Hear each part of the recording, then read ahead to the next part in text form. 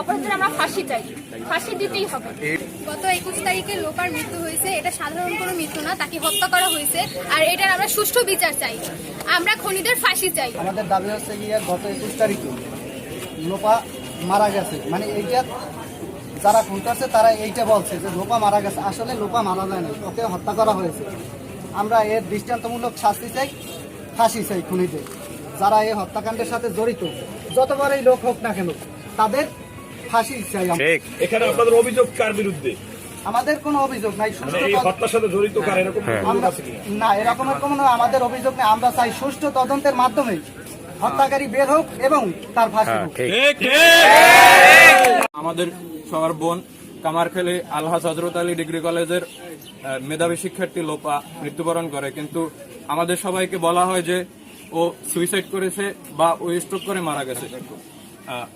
তো আমরা এর দৃষ্টান্তমূলক শাস্তি চাই এবং হত্যাকারীদের ফাঁসি চাই।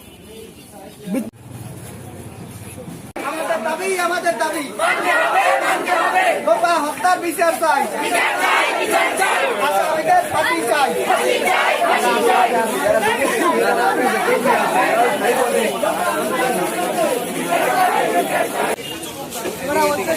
সজল